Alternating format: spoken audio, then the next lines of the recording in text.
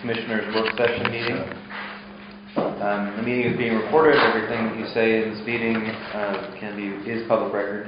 There's no cause for a public hearing and no old items of discussion today. Two new items of discussion include EasyPass and ABM. EasyPass is a relatively simple thing. We currently pay out of pocket and then get reimbursed, which causes a bit of a administrative nightmare. So the Chief Clerk's recommendation is to get at least one, if not two, EasyPasses that can be shared with sheriff's deputies as they're doing out of the area transports. They can. How many did you say they could? One EasyPass will cover 4 vehicles, okay. And they can take that transponder and put it in 4 different vehicles. It's $3 a year. And then they have to load $35 onto the account, and it can either be done manually or an automatic that once it gets to a certain point, they can assign whether it be one of the credit cards to, okay, now we're going to put another $35 on it. Right. For simplicity's, well, also tax. I think as government, don't we get a lower rate? I believe so. So this makes a lot of sense to me. I think we should just go ahead and... tax is lower to begin with, too. Yeah, that's true. So it'll save money, save time, save effort. Thank you very much for bringing the idea to the table.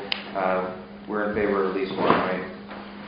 I would say I'd leave it up to the discretion of the Chief Clerk. If one makes sense, if two makes sense. Well, I have talked to Deputy Fetzik, because I know they have 8 vehicles, but it's like, okay, if you've got 2 cars going 2 different directions, but he said 1 should be sufficient. Well, let's go with 1 and see how it goes, and if we need to, we can always add to it. Yeah. They don't cost anything. I'd like to more of them. I have one in every one of my vehicles. Okay. Not personally. Oh, well then, whatever you can work out. If 2's affordable, just do that too. Yeah, it'd be $6 a year, and then... Yeah. That's good. Yeah, it is a slight, because they have to do extra reporting. Commercial. The next thing on the agenda is the ABM presentation, which I see we have up. I'd like to turn it over to Tyler Nichols, who has met with us. These guys have been so generous with their time. He's come up, 4 times and tried to meet with us, 5 times since your last presentation before the public, I believe. Yeah. And they spent countless hours perusing our electrical and mechanical issues, as well as the envelope of all of our various buildings, and come up with a recommendation in part based on the feasibility study that we completed last year, as well as taking into account their own research. And I asked them to come back today to present before the public meeting in order to get it on the agenda to vote on fixing some of our many major issues, which I'm concerned if we don't work on sooner than later will end up costing us significantly more as we're trying to fix emergency situations rather than dealing with problems in a responsible way.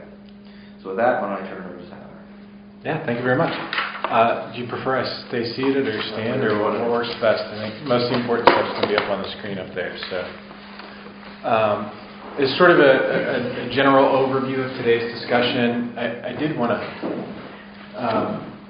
revisit conceptually very quickly. I know to your point, Ben, we've had a lot of conversation. But just a quick review of how the process works. We want to spend a decent amount of time covering our capital volatility analysis, which was something we promised we would do for you very early on in the process. I want to share some of the findings from that. Show you some of the potential funding that we identified that you could use to offset some of the costs of the program, and then talk implementation in terms of what scope you might want to actually implement through the program. Any questions on any of that? Anything else you'd like to see us cover today? So very quickly, really in a lot of ways these programs are, well, not in a lot of ways, they're based on Pennsylvania legislation, Pennsylvania Guaranteed Energy Savings legislation, which is really sort of a response to the financial struggles that a lot of local governments find themselves having, right? So for the better part of the last decade or so, revenues have been relatively stagnant for most local governments. That would be true for the County of Warren also. While at the same time, expenses have been going up pretty steadily and pretty dramatically, if not exponentially in a lot of cases.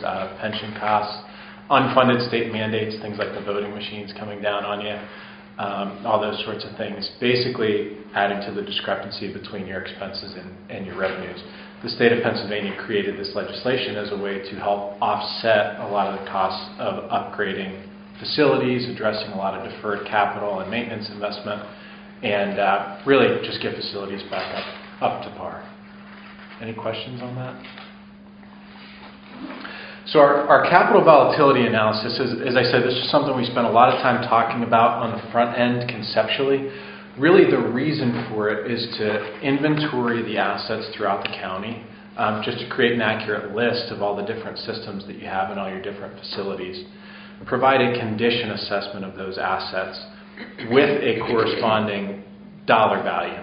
So you have an accurate understanding of what the value of all your assets throughout the county are, along with the current condition of those assets, which really helps you understand what your risk exposure is moving forward, right? So it essentially creates a 15-year capital plan. You see very clearly what your needs are moving forward so that you can plan proactively accordingly.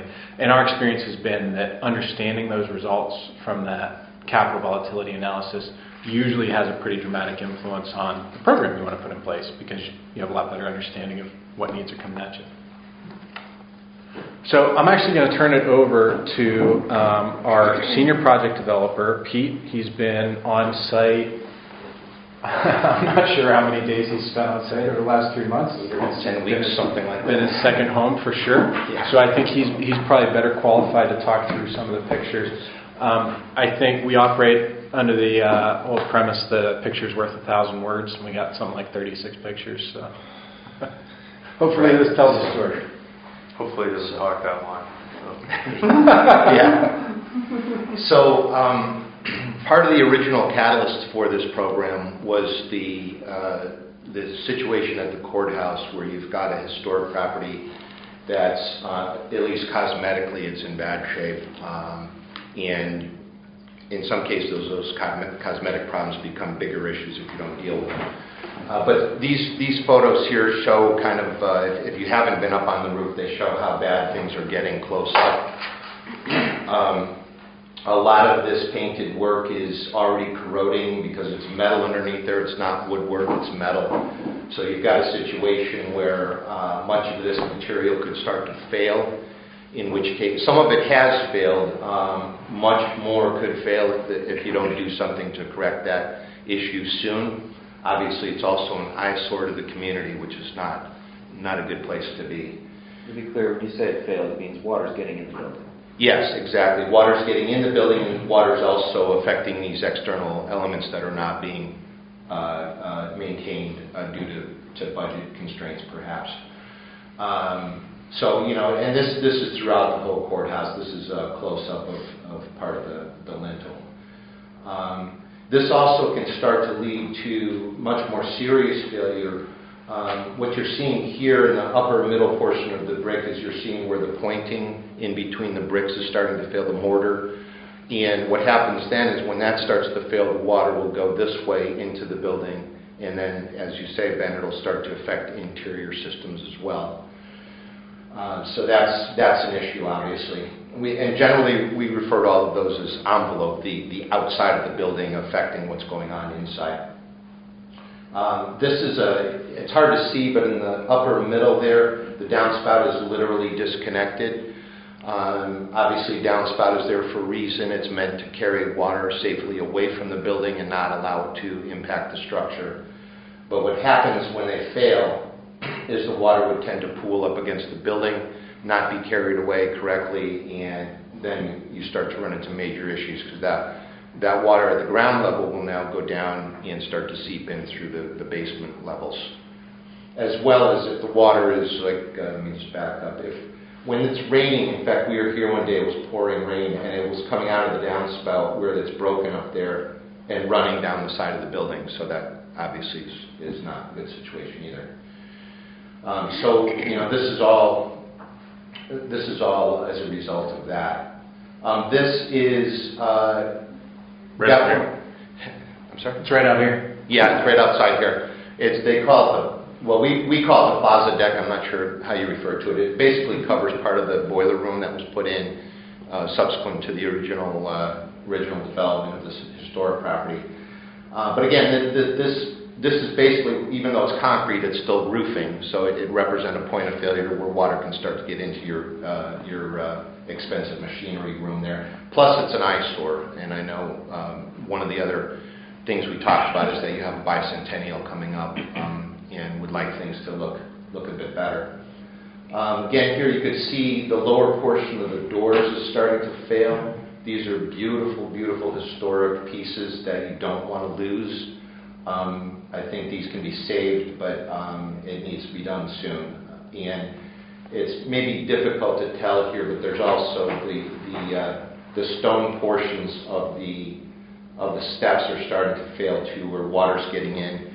What happens in that case on stonework a lot of times is the water will get in there and then it'll freeze, and when water freezes it expands, and every time it does that it pushes things further away and makes the problem worse. That's just another shot of the plaza deck there. This is a portion of the copper, they call standing seam metal roofing, and in the case of the historic portion of the courthouse, basically over the big courtroom, it has what they call an integrated gutter system, so it's hard to tell from this perspective, but that last piece on the edge is like a ski jump. It's a little bit of a swale there, and it's meant to drain to the scupper. In the extreme upper right of the photo, there's a scupper, which takes that water to the next level, and from where it's drained away by the gutter system down there. What you're seeing in the middle there is you're seeing where that gutter portion of the roof has failed because water is standing in those areas now, and there are soldered seams and there's other mechanical connections where the worse that gets, the more water is going to get into the building. And in fact, we have some pictures of what's going on inside. This is the 1925 roofing section, which is beyond its useful life. It's got numerous roofing penetrations for equipment that's been abandoned. It's no longer needed. Any penetration in a roof is a potential source of failure, but especially one that's not being used for any useful purpose anymore. So that roof, that flat roof, was also another source of potential problems going forward. It's just another view there. This catches a little bit of the HVAC equipment. Some of the HVAC equipment is beyond its useful life. A lot of the rooftop type equipment may have a life of approximately 15 years, and that's not something that ABM makes up. These are industry standards for certain types of equipment that are tracked by the major HVAC associations like ASHRAE, and they assign what would typically be a useful life for a piece of equipment, and much of that's beyond its useful life. That tends to mean it could fail tomorrow. It could last a few more years. It's a difficult thing to predict with certainty, but it does mean that you're at risk with things being beyond the end of their useful life. This is a view of up in front of so that's the south side of the building. There's a couple of rooms up in front of the large courtroom.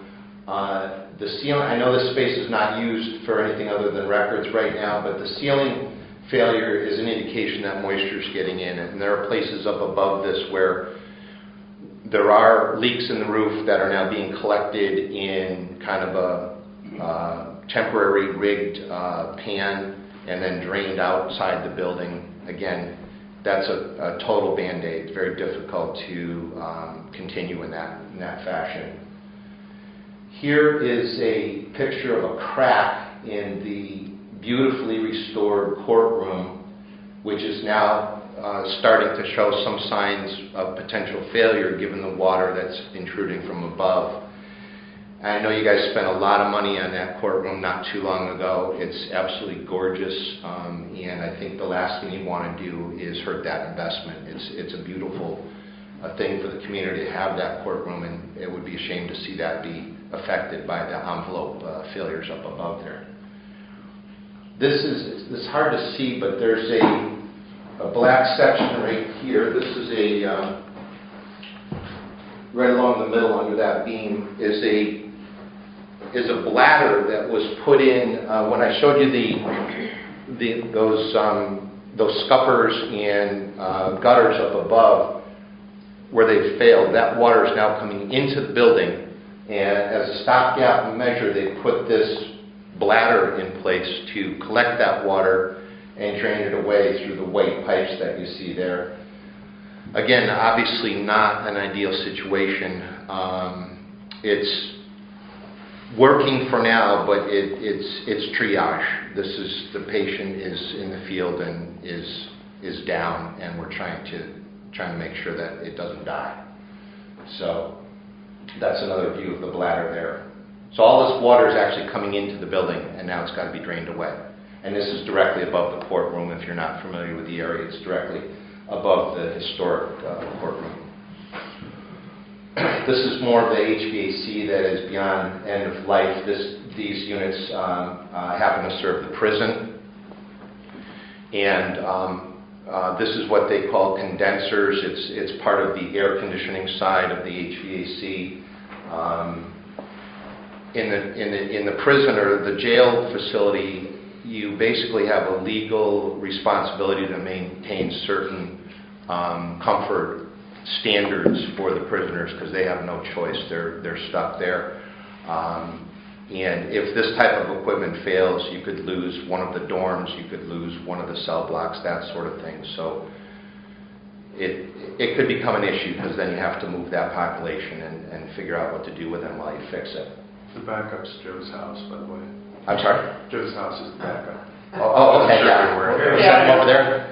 Bedroom or two. You got a couple of spare bedrooms? All right. Again, it's a little hard to see. I apologize, but there's a valve there that there was not budget to fix. And again, this is not. I want to be very careful to stress this. It's not about people. Everybody that we've worked with here, Rusty and Matt and everyone have been gracious and hardworking, and they're doing everything they can with the resources they have. But it's really becomes an issue, as Tyler said, for a lot of clients in your category to figure out how to budget for this stuff. But there's a valve there that's failed, and the water's dripping down. And Rusty was able to put a piece of rag on the valve that then drains it to a little tin, and then that goes to drain down on the floor. So otherwise it would drip right on top of his boiler equipment. This is out at the E911 center. These again are condensers that are beyond the end of their useful life. Frankly, they're residential units. They were probably misapplied in the first place. And for a commercial application, they were not the right selection. It was good quality equipment, but again, they're quite old, and now they're starting to fail. This is a rooftop air conditioning unit that's on top of the Hickory Annex. Again, end of life. It's hard to see in this photo, but the grill on the end there, the coil, if you will, is like a radiator, and if it gets plugged up, if it gets corroded, if it gets mechanically bent over, now the equipment starts to fail because it can no longer reject that heat to atmosphere and create the cooling for the building. So this is the east elevation, I think, of the E911 north. Yeah, north side. Okay, sorry. Showing again some exterior issues here with the wood rotting and starting to fail in ways that could lead to larger problems. That's another close-up of the same area. This is a door on the back side. Now, I will point out that the door is not used, but that's almost worse because they've built a wall inside of there now. So as this water penetrates the building, it's kind of hidden. And then you run into mold issues and things behind the walls where that water's getting in. So even though it's no longer a PED door, it's kind of a big deal because you could run into mold situations, and we see that a lot in school systems actually. where water's getting in. That's just another close-up of that. Same thing. This is kind of both a envelope issue as well as an energy issue. When you have gaps like this in the doors, and there's a lot of them like this throughout the 5 main buildings, you're basically trying to air condition or heat the great outdoors. So it's a big energy hog, as well as being a source of failure for water and intrusion of bugs and things like that. Same thing there. Here's a door where the door can't be saved now. The door the jamb anyways has to be replaced. And because it's completely failed, it's no longer an issue of just weather stripping it. It needs to be cut out and rebuilt there in order to maintain the envelope on the building. And here's what happens when people are left no other choice but to do what they have to do to stay comfortable. They stuff paper under the door to keep the heat in the wintertime. So I would do the same thing. This is a door out at the warehouse, which I know it's not high occupancy, but that gap is probably 2 inches, which means that when they turn those heaters on, they're doing almost nothing. All that heat's going right out the door. That's a failed window in the garage at the E911 center, where they've just put a piece of board in there to keep the weather out. That fell out. Yeah, it's actually not there it fell out. Thank you. The board fell out. And this is the rooftop, which that roof has failed and is in desperate need of replacement there. This is part of the warehouse where you've actually got things growing on the low roof. It's a green roof. It's a green roof. Yeah, it's green. Very roof. progressive. Yeah. And this is we included these photos just to show. Now, you had replaced this roof a short time ago. Roof is fine. The roof is in excellent condition. But what's happening now is the neighbor's trees are causing problems for you. So you've got issues where debris is starting to build up. It's going to start to clog drains like that. And once that happens, it will lead the roof to fail prematurely. So right now, there's no problems, but it needs to have a discussion with the neighbors to see what can be done about that. So anyways, that's kind of I think that's it. Representative example of some of the things that we are seeing. So I'm going to put attempt to put some dollar values to that. But any questions on that? I wanted Pete to go over. I wanted you to see it. If you're not up on the roofs a lot, crawling around these spaces, you don't know exactly what these things look like. Hopefully that helped maybe understand some of these things. Any technical questions? I'm going to tie the financial piece in. Do I have to write this? Mr. Scully, we'll honor 1 or 2 questions. Okay. First of all, I think you ought to have some of these pictures in the newspaper to show the public that why you're spending this money. And I definitely, highly recommend you improve your maintenance department. There is no preventive maintenance on these buildings. And as a supervisor in the township, we just put a new roof on, costs a few bucks, but we would never allow this to go. I'm not blaming the present board, but just push it along and put these drains up in your attic and that and ruin the good courthouse, which he mentioned. You've got to improve your preventive maintenance program in this county. It is not even, you can't depend on one man. You better improve it or you're going to have some serious, serious problems. Thank you, Joe. I don't know if that was a question. Was that a question? No, that was an explanation. That is, everything I've seen is very sad, especially your air conditioners, which if you don't have it, you know what happens.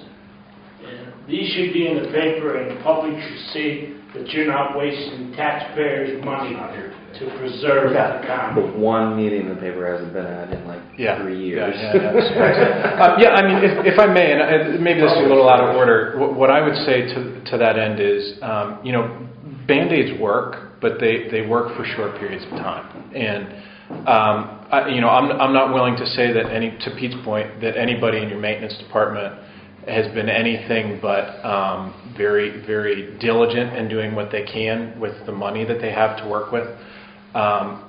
Band-Aids work for short periods of time. The county has gotten away with a lot of Band-Aids for a long period of time, and now a big part of what we would hope to do is put something in front of you that would allow you to do this once, would allow the taxpayers to pay for it once rather than paying for it 2 or 3 times to do it incrementally. Does that make sense? So put something in place that's going to be able to be done once. So I just want to make clear, I'm not downgrading your maintenance department. They're working very hard on what they have. But gentlemen, you got a major, major problem in Warren County. So here's the financial piece of what you just saw, right? Basically what we do is we go through and we grade all your assets with an A through F grade, right? And I think it's important to note what was included in the grading and what wasn't included in the grading. So all of your mechanical assets, meaning HVAC, heating, air conditioning, were included. Your electrical systems were included, things like your switch gear and things like that. Plumbing, roofing, general building envelope, things like windows and the brick repointing and things that need done on the outside of the courthouse, the architectural items, and the paving. Things that weren't included are things like furniture, right? Things that still have a very real dollar value associated with them to replace, but we didn't grade. Things like lighting, we wouldn't recommend it. You want to do lighting because it pays for itself out of the energy savings, but you could, in theory, use these lights for the next 30 or 40 years. I wouldn't encourage you to do it, but you could if you wanted to, unlike a rooftop unit that will not run for the next 40 years, no matter how badly you want it to. Does that make sense in terms of what's included? So here's the grades.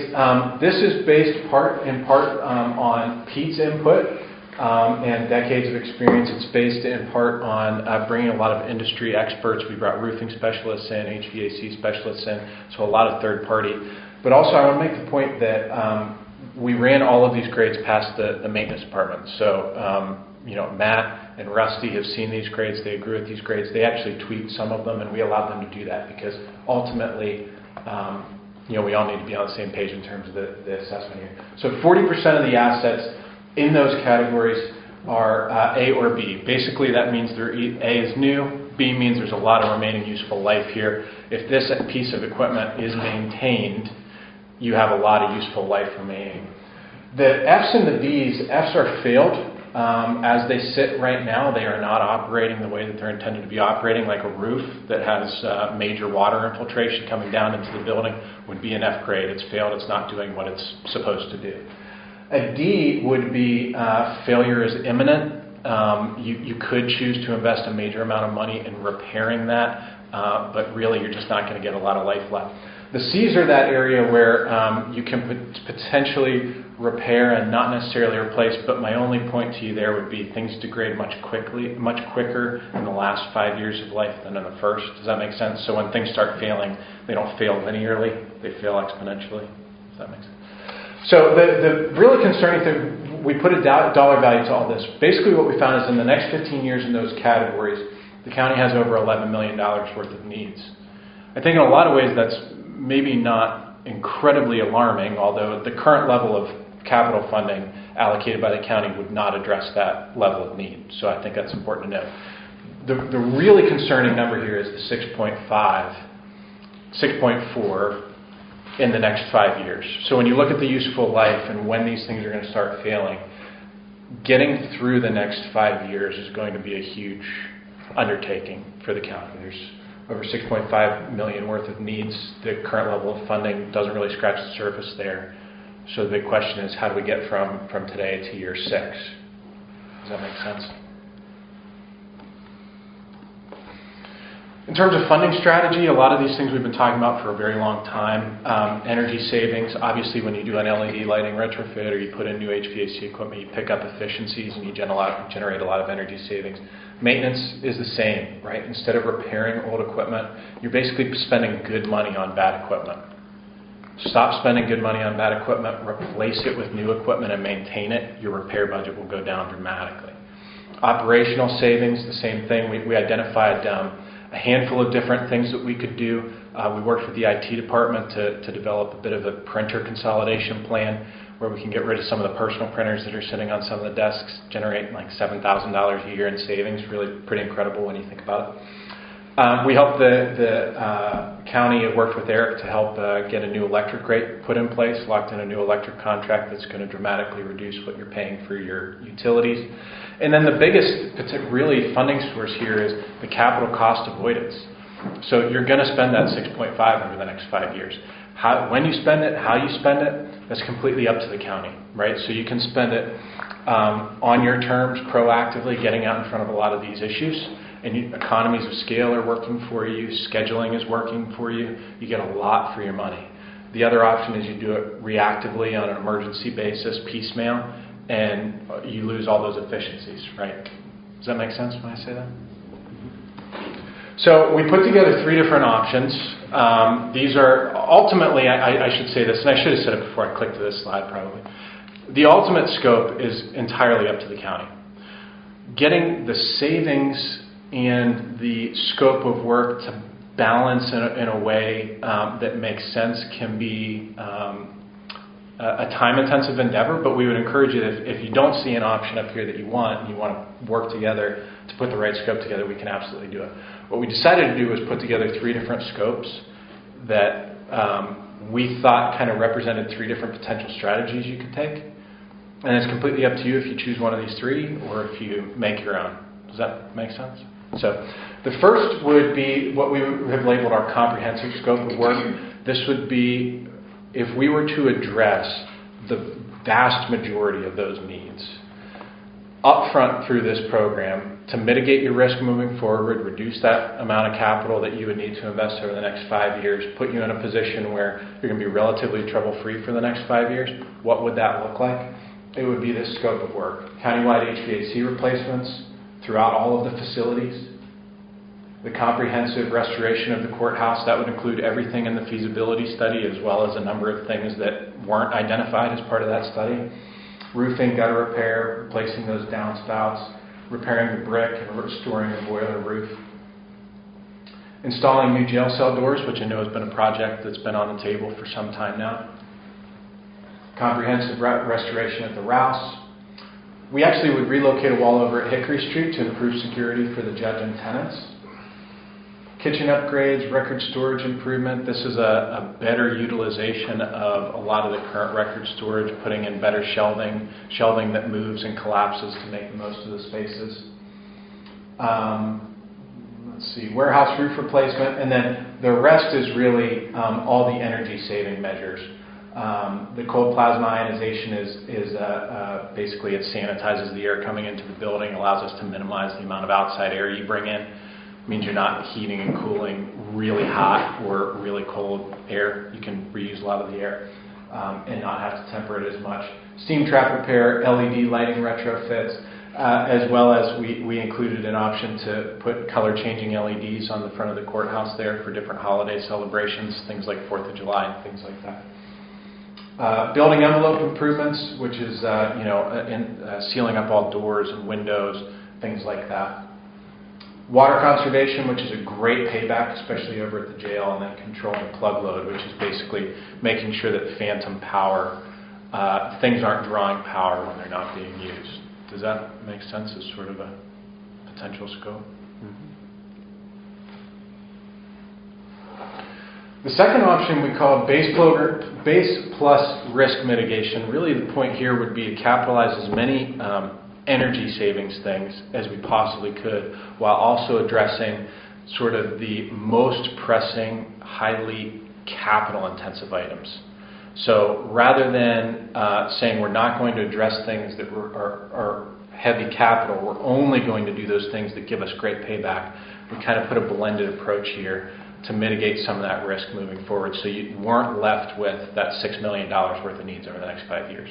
So that's really how we put this together. It would not include as many HVAC replacements. It would be a reduced version of the HVAC replacements. We would do the courthouse restoration as well as the restoration at the Rouse. Any questions on what? So elevators would not be included in here. Jail cell doors would not be included in here. The replacement of a lot of the HVAC at the courthouse would not be in here. To Pete's point, and he said it very nicely, that stuff's on borrowed time to the extreme. So well beyond useful life. None of that would be included. It would include integrating your current control systems, but not upgrading any of the building automation systems throughout the courthouse or the jail. So you really wouldn't have improved control of temperature or setbacks, weekend schedules, anything like that. It would be integration of the current system. I'm assuming you've obviously broken these down into costs per line. Yes. Okay. Yes. I think that was sent to Pam and circulated last week. Yeah. I should preface this by saying, like, I went through your list and I have a bunch of notes that I want to go over after we're done with this, related to the line items like Commissioner Morrison is referring to. Sure. And then the final, this would be if you just said, hey, we only want to do those things that generate the savings, right? We don't want to address the capital intensive things. We don't want to restore the courthouse, no elevators, no jail cell doors. Just those things that generate savings for the county, LED lighting retrofits, water conservation, plug load control. This would be a purely energy-focused program that would not take into consideration, we want to address some of these capital needs. And so the important note is that this is a revenue neutral. This is the revenue neutral option where all costs are covered by the long-term savings that they generate. 100%, right. The other would be that capital cost avoidance, where you say, we understand that if we don't do something now proactively, we are going to spend this money replacing the failed roofs, failed HVAC units, so we're going to commit to making that capital contribution moving forward, right? That would be the big difference. Do you have a copy of your program or your presentation today? Yeah. Okay. Any questions? That's my last slide. So. Okay. So Commissioner Morrison wasn't able to join us for the last 3 meetings where we discussed in part that. Do you have an extra copy of that? I can make. Or did we put it in your box? Have you seen that? No. Okay. Well, let's get a copy of that. Make sure there are copies you need to look at. Thank you. Oh, that was email. I'm So sorry. Yeah. So I sent it to Pam. So you have it in email. I'm sorry. Yeah. I forgot. Send that to me.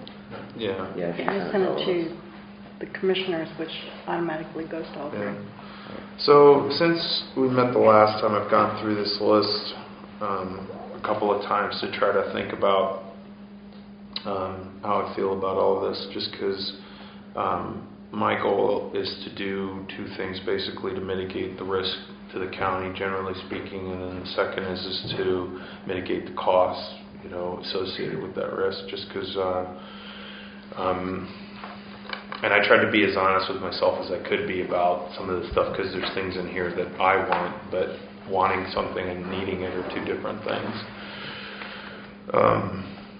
So first off, at the top of the list, the number 1 thing is the automation system, which generates no projected savings and runs $800,000. That seemed too much to me. I think that's something that I probably take off the list. The HVAC AHU1 retrofit, which is the HVAC units on the roof of the courthouse, and I think one of those is that just the courthouse roof? So that would be the 3 rooftop units of the courthouse. Mm-hmm. Also an air handling unit in the attic of the courthouse. Mm-hmm. And included in that price is also some upgrades to the air handler in the basement. Okay. So that's essentially the vast majority of the HVAC at the courthouse, with the exception of the boilers, really. Yeah. So I'm kind of on the fence about that one, just because it generates $54,000 of savings over the 15 years, costs $280,000, and although it's listed yellow, I think that taking a look at that in a little bit more detail, that's one that I might nix, and then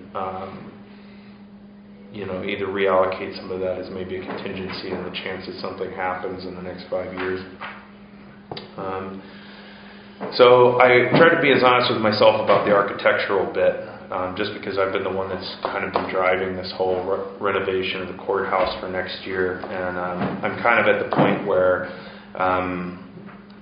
like on my end, I feel like we should go back to the drawing board on it and try to go after grant funding, other funding, do some other things, and just nix it, at least in this scope of work. So the slate roof repair, replacement, as a part of the feasibility study, I mean, certainly there are issues there are things that could be fixed on the slate roof, but it's not something where I'm like, in the next 5 years, is it going to fail? I don't think that. The exterior repainting, renovation of the building, that's $469,000, at least in your projection. I think that we probably can get that number down. Masonry repairs, including the south steps, $317,000. I think that I would be in favor of nixing that.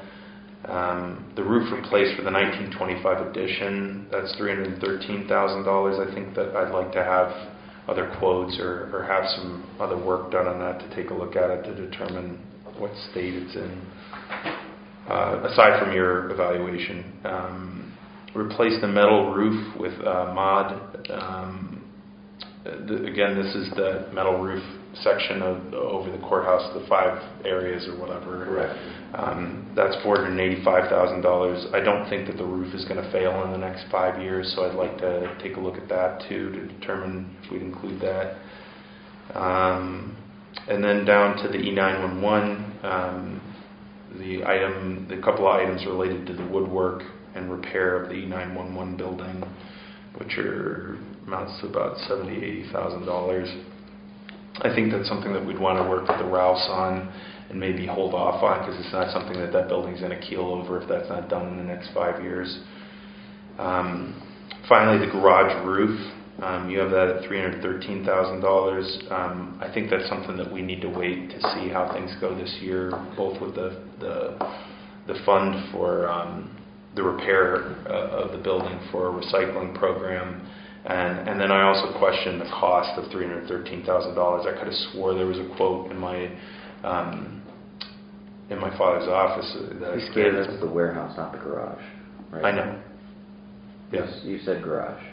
It says garage. I think the garage is referring to the garage at the 911 center, which... This is the warehouse. There's a garage at the... No. I think they just say garage. It's the whole warehouse. It's the warehouse Yeah, roof. it's the whole warehouse. I apologize. I strike garage from the record. I will say warehouse roof. Thank you. So the warehouse roof at $313,000. And like my calculation, if you get rid of all of those, that's close to your mid-range, and it's a little bit less because it gets rid of the exterior renovations to the courthouse and puts it somewhere in the neighborhood of $3.2 million instead of $3.9. And then with that in mind, with the savings, and that's with keeping all of the energy savings items in there, with the exception of the HVAC retrofit on the courthouse. You get the non-covered liability to $1.8 million, which puts us more in a range of, like $175,000, maybe $200,000 in a loan payment every year, rather than $300,000, $400,000, which I think is going to be real tough, in my opinion, to swing. And the other thing is that I understand, like for many of the things, especially items in red, the goal to get working on them as quickly as possible is really important. Some of this other stuff, especially the stuff that I've highlighted as items for removal, there are grant opportunities and some other things that we can do that would be difficult to go after in this situation. If I thought they were going to fail in the next year or two, then I probably wouldn't try to make that attempt. But I think. And here's another thing to consider. I've been pushing this whole courthouse bit, like the cleanup of the outside, because I personally don't think it looks good. Like out here, I don't think that looks good. I don't think the paint falling off looks good. I've asked everybody that I know in the county about this. Not a single one of them thinks that there's something wrong with the courthouse. Not a single one of them thinks that the courthouse needs to be repainted that I've talked to. I don't understand it, but if I go and tell everybody that I'm going to spend $400,000 to repaint the courthouse without any kind of attempt at a grant fund, everybody's going to flip out. Because they just really don't believe that the paint is falling off the building. They think it looks great. So that's part of my equation for this too. Is like I'm really passionate about fixing the courthouse up, but I think that kind of roping this in, because I think that I can live with like $170,000, $180,000 a year, and maybe even up to $200,000. And then that'll leave us a little bit of money left over for capital improvements or to put in a capital fund so that maybe 4 or 5 years from now when some of these other things start failing, then we can take care of it then with that money. So I think that's a middle ground. It definitely was sent to all the commissioners. I looked at it this morning. Send a separate email, but I don't have that. I'll speak to the commissioners. Obviously, it's your choice at the end of the day to decide what you want to do. One of the things I shared recently, an opportunity to do this doesn't come all the time because of the legislation, because of the funding, because of the energy and operational savings you're going to have. My only pushback, if that's the right word, is you have to have a plan to address the other $3 or so million that's out there to do. Do you have a plan for that? Some of the things you suggest may not fail in 5 years. But the question I have for you is, what if they do? What if they fail in 3, 4, or 5 years? You need to have a bit of a plan to address this, because then you have to come up with that 3 or 4 million 2, 3, 4, or 5 years from now. And that's fine. You may have that plan, but sometimes you look at these holistically. Like, I'd rather have the taxpayers pay it once to our team before than paying it 2 or 3 times by band-aiding it. At some point, you are going to have to address some of these other needs. So my pushback for you would be, if you have a plan for that, that's great. But you have to start thinking about that and realize now in the next 5 years.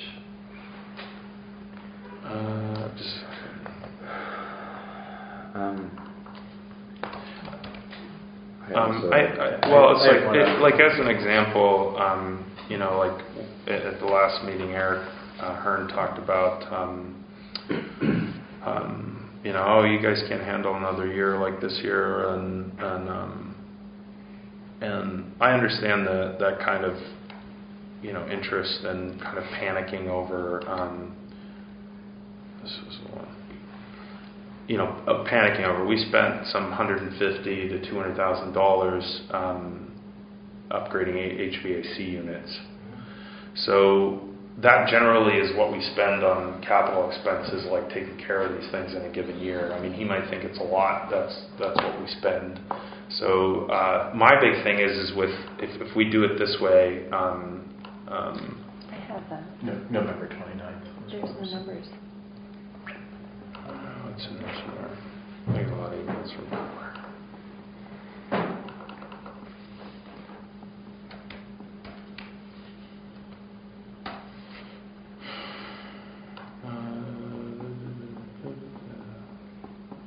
You said November 29th. November 29th, yeah. While you're trying to find that, I had a few thoughts that I wanted to share. May as well get in the record. There's probably not anything you wouldn't expect. So first of all, I think that this would be a missed opportunity if we do not jump on doing the full Monty at this point. I would like to stop Maybe you didn't get it. fixing things with duct tape and string, get ahead of the problem, because we don't have a plan, to your point. We recognized early on that we didn't have a plan, and my plan was to essentially get somebody like you in the room. We don't have a plan, and we need one.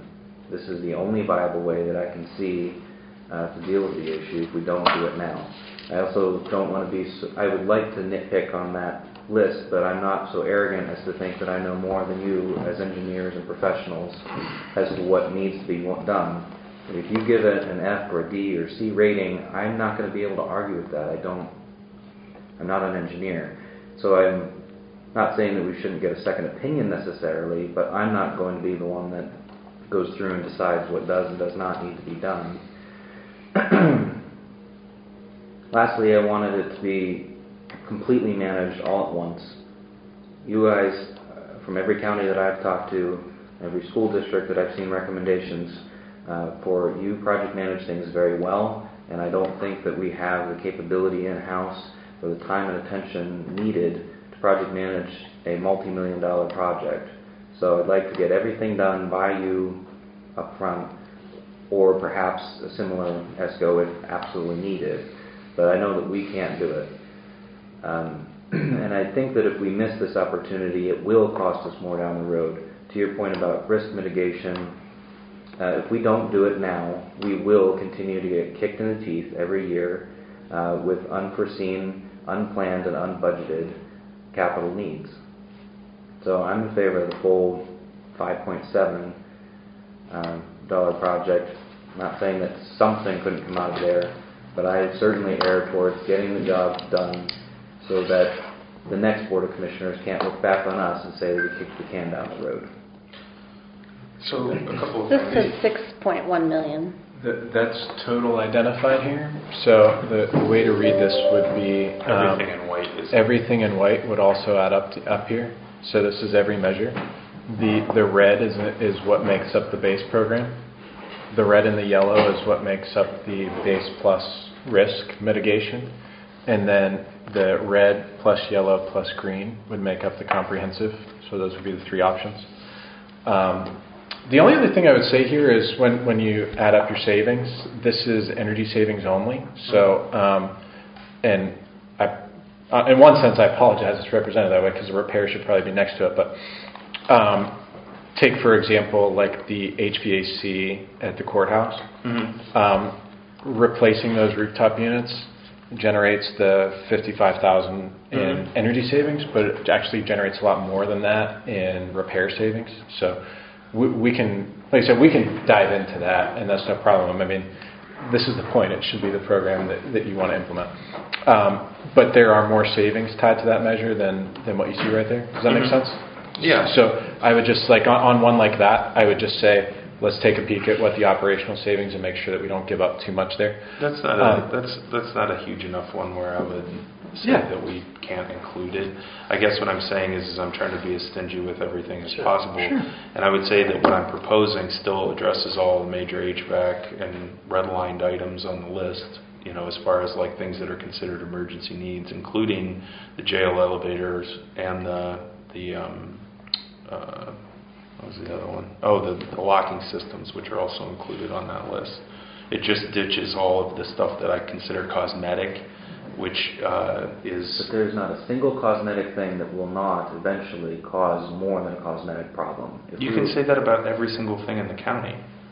I'm not saying that about every single thing about the county. I'm talking about things like pointing and painting. Yeah. If we don't fix them now, it will cause bigger, more expensive problems in the future.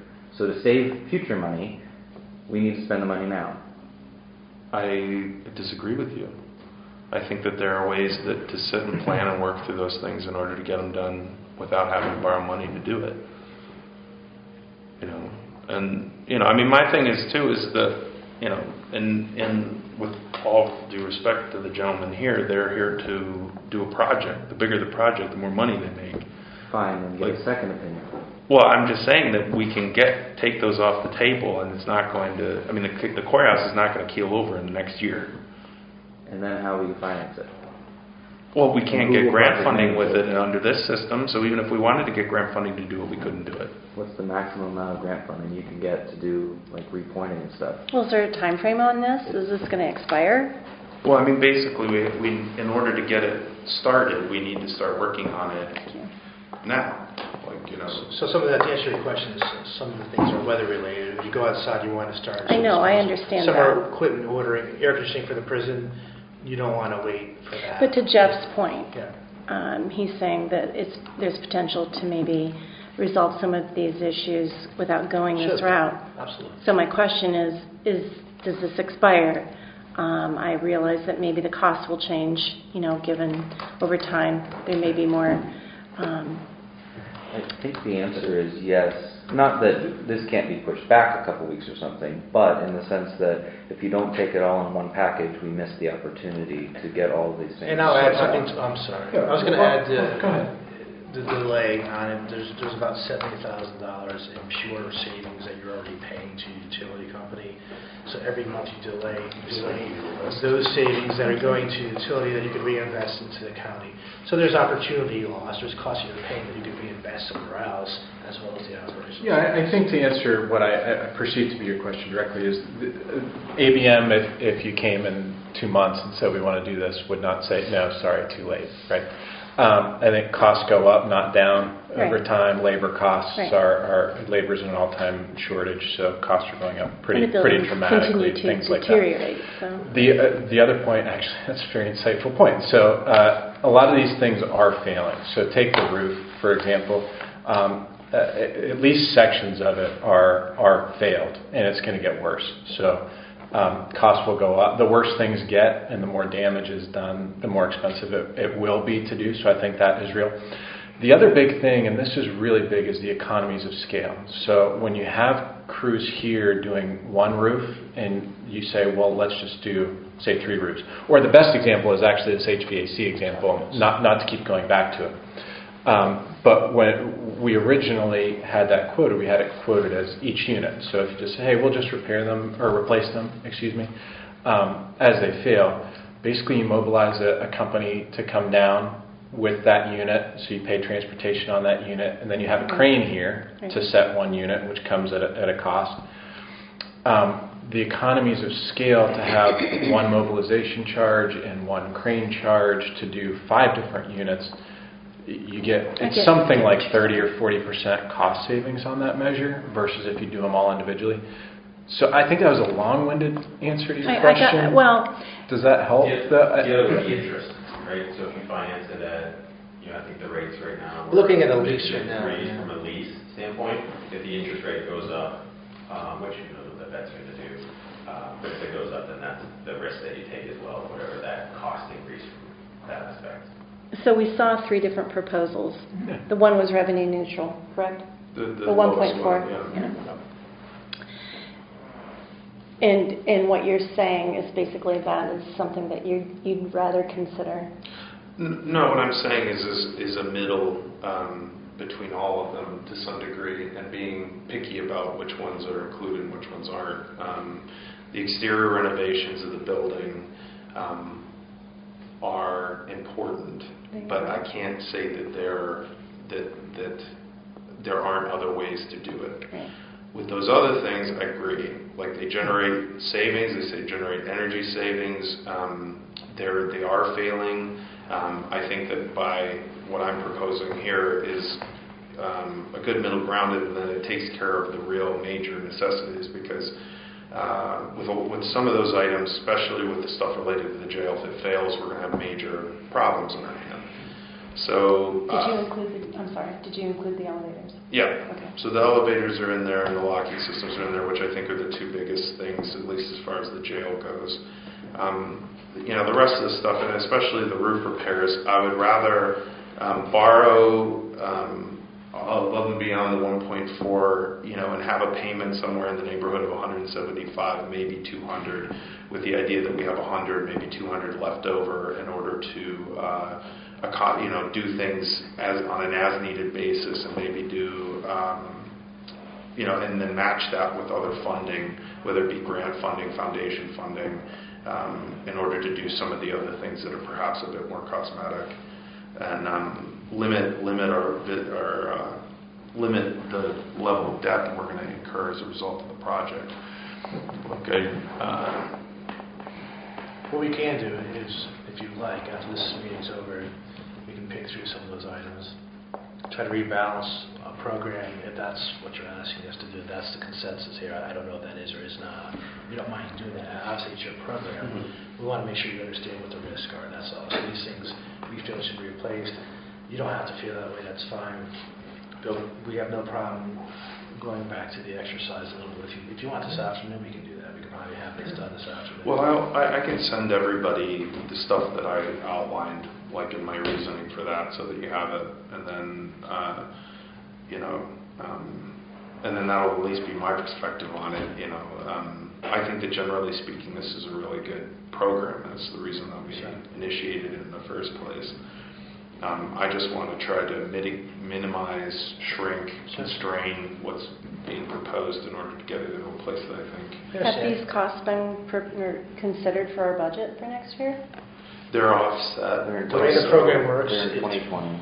the way the program works is that there's a lease involved, the payments don't start till 2020, so it won't even hit this budget year coming up. Yeah. And see, my thing is that sounds great, except eventually 2020 is going to come here, and then it's going to be like, okay, this is going to be tacked onto the 5 or 6 other things that we've got to Possibly, yeah. Plus, one thing to keep in mind, whichever program you choose, the savings will accrue this whole year while you're not making any payments, so you'll start making the savings in your first payments after 2020. So there are some advantages to that. You'll have a head start on the. But that's the basis of what our savings would be. That's what we would call the floor on this, yeah, because that gets you some of the savings. There's some energy and operational savings, that's correct.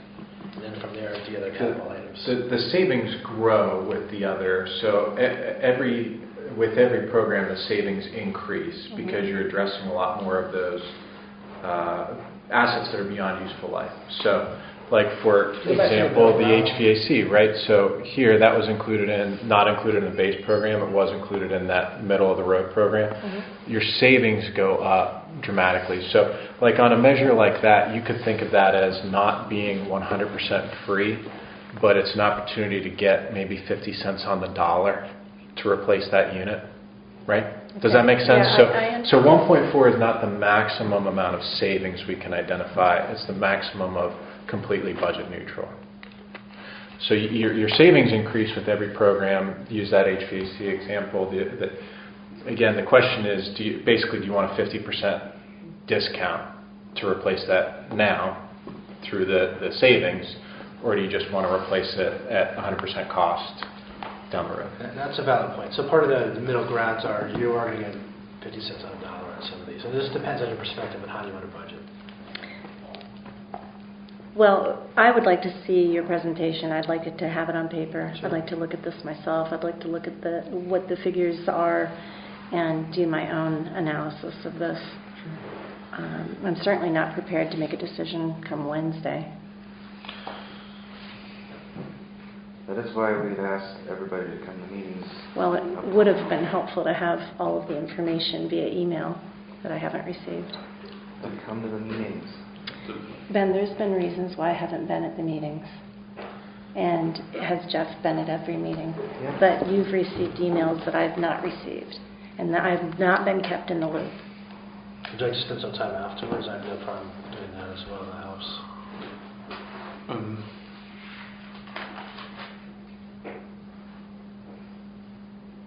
Well, so to put my perspective in it, I think removing those items and getting more towards the middle, I'd be prepared to vote on Wednesday for that. Because I can't deny that a lot of stuff needs to get done, and I'd rather just take care of it now than push this off and then have to deal with, The only other advantage would be to push it off till maybe January and then vote on it then, to have more time to review it. But You're potentially hamstringing a brand new board of commissioners should we all not get elected in 2020 as well. By hamstringing, I think we're saving them from having They may have a made. major They problem. may wish to make a totally different decision. That's all I'm Yeah, saying. one that costs significantly more and is irresponsible. Well, that's their decision to make. I think part of being a commissioner part of the fun of it is dealing with everybody's prior decisions. Like the bond debt that we just paid. Yeah, it's a challenge. It's like a Rubik's Cube. You find it, it's all messed up, you try to fix it. Can I make a comment? I agree with Ben, you started now, because it's been handed down from way back, Board of Commissioners, and this one's passed it on to this one, and this one. It's time to put the stop sign up and start this program. Yes, it may cost my people in my township some tax money, but You can't keep passing it on to the next board. You've got to take, and this is the first board that's taken this upon themselves and hired this company to do the work. Let's quit passing the ball, stop the ball here, and say, folks, this is what needs to be done in this courthouse. I didn't realize, sure, it's just nice to walk this main floor and it's pretty. But you've got tremendous amount of preventive maintenance, and the only way to prevent it is fix it and quit passing the ball. You're going to be the goats, but I'm sure all three of you can handle it. So do it right now and quit passing the buck. Thank you. I think it's leadership for us to deal with it and quit pushing it down. That's right. All right, so Commissioner Morrison does not feel prepared. Are you sure you could not review the materials that you've been provided over the course I of the will last 2 review the days? materials, but I'm not going to say whether or not I would be ready for sure on Wednesday. And I guess I'm still, and I respect Mr. Scully's comments, but I'm not convinced that this is the ultimate way that we should proceed. Sure, we're not asking for a vote today, but I think it's reasonable, given that we started this process in April, to review everything and give you a nod one way or the other on Wednesday. If we need to at that point vote to table, would that be a big problem from your perspective? Just as a note, one of the issues that I have is that I haven't seen any type of an agreement related to this, so I don't know what we would be voting on Wednesday. There's a resolution that Pam and I will work up. Well, I mean, aside from a resolution, what are the terms of the agreement? How do we, all the things related to it? So those are typically part of the resolution as a contingency. So for example, your legal team would have to look at those, subject to finance and legal. If for some reason your lawyer looked at it and said, no, we can't do this because of the document, then you typically have an outline resolution. So they're always subject pending to legal and financial. So those are covered. Okay, so we can send you the sample terms. We'll send Okay. That's easy. That's not a yeah, problem. because I'd like to take a look at all of that. Absolutely. As well. And I'd also throw, we're here, if for some reason you want us to stick around today or tomorrow, we will do that. Tyler, I would appreciate it if you would include me on your emails from now on so that I have the information as well as the other two commissioners. Sure. I've been operating through Pam as a general rule. Yeah, you emailed Pam almost everything, and she circulates it to I've all not three of received us. everything. Well, this is the only thing that I can think of, and I think that he sent it after we had the meeting when they had the printout. So, I mean, everything else that I'm aware of has been circulated between everyone. Yeah. And I mean, it's not like that we just... I'll just copy everybody. I mean, we've been No talking problem. about No this problem. and looking at Very this sorry. information since May, so it's not like it was like last week. So, Right. I think... So we'll add that to the Wednesday agenda. If we table it, we table it. But you're ready to vote on a I think that the midpoint is a fair middle ground. I mean, it incurs some debt. It incorporates all the energy savings, and then some of the stuff that I think we can find other ways or make other plans in order to address. Is the courthouse going to be painted next year? No. I would have loved for it to be completely renovated. It's not going to happen. So that's something that I just got to deal with. Well, I will continue to advocate for that because, again, I think that the economies of scale and the efficiency and the cost savings that we would get from dealing with it now, rather than, I don't know, when water starts seeping into the building through broken, grout that's gone away and stuff like that, would be far more beneficial to deal with now than putting it on the next board, whether I am or am not on that board. Mm-hmm. We resolved? So we go full steam ahead with what Ben's suggesting. What are we looking at for costs to the county every year? 300. It was for... So there's a lease payment that would have to be included. Yeah. I think this process was up $400,000. Yeah. But those are the costs going out. There are also costs that are going to be allocated. So the energy we talked about, there's operational savings that would reduce that cost. So 400,000 minus the energy savings And cost. operational and Well- some of the savings. Well, no, that's 400,000 flat, like that's, It's flat for the lease, if there's Yeah. a lease, but Right. some of those costs are you're already spending that we would take out of that budget and reallocate towards it. Well, I'd like to see all that. the idea is, Yeah, absolutely. the idea is that what normally we would allocate in capital expenses and maintenance would go into that. My problem is that that's more than even what we generally spend on maintenance and capital expenses. Because we've been kicking the can down the road. I still want to see that. Sure. In fact, would it make sense for Commissioner Morrison and ABM to stick around after the meeting and continue on? Absolutely. If you have I'm here, everything yeah. documented and in writing, I need that. Yeah, I think we have everything. Thank you. Yes. Okay. If there's nothing further on ABM, let's take a look at the agenda for Wednesday, and then we will wrap up. That is the minutes, the report proclamations. Agreement with the WCDA that is in here essentially is a pass-through entity for the RCAP repository bids, premise agreement. Is that you guys? Has emergency management attached to it. Really, I think PRC. I don't know. We'll take a look at that. Reappointments to various commissions and boards, and then a resolution proposed by Commissioner Eggleston for the redevelopment task force. Let's also add to this a resolution pertaining to ABM. Anything else that needs to be on this agenda?